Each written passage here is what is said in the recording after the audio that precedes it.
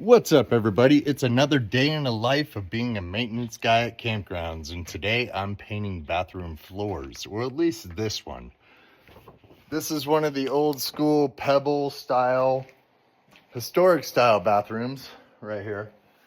Bunch of pebble on the outside, and as you can see, the floor, let's just say it desperately needed to be painted. So I figured I'd queue up and I'd show you this real quick. I'll show you the end result here in a minute, because once I'm done, I get to put this on right here. Wet paint. But honestly, my boss printed these up and I love this. This is like the best thing ever. Check that out. Fee dollars at work. Pardon our progress. Closed temporarily for maintenance. Couldn't have said it better myself. Well, I got 2 bathrooms done.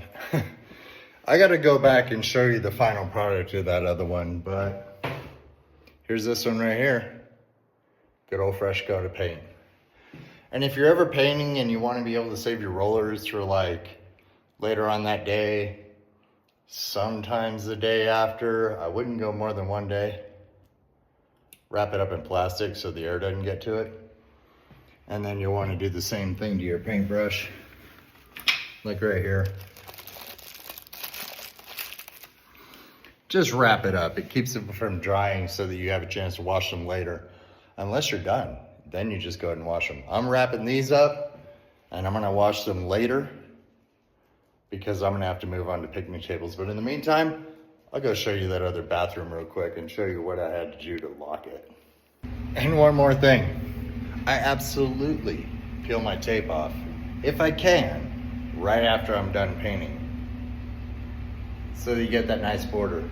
Main reason why I do that is because sometimes you go to peel the tape off of certain paints and you end up peeling some of the paint with it.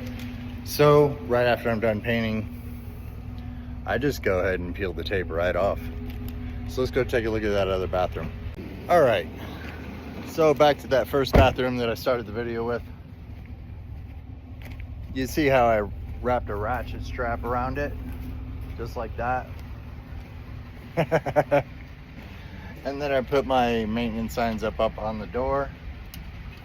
So I'm gonna pop this open real quick, just to kind of give you guys a little bit of a peek of what it looks like on the inside.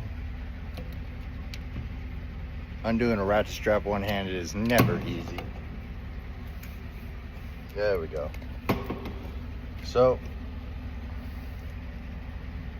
I'll show you this real quick, and that'll be the end of the video.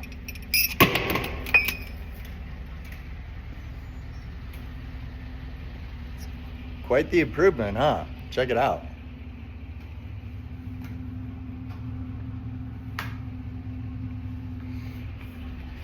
Not bad for a hole of ground in the campground that you poop in, huh? Anyway, you guys take care. I gotta go fix a 50 amp breaker. I'll probably make a video on that too, since I'm doing it. And then after that, I'll get everything set up because I gotta come back to this campground and wash tables. So in the meantime, if you liked anything about this video, leave a like on it. Share it with a friend.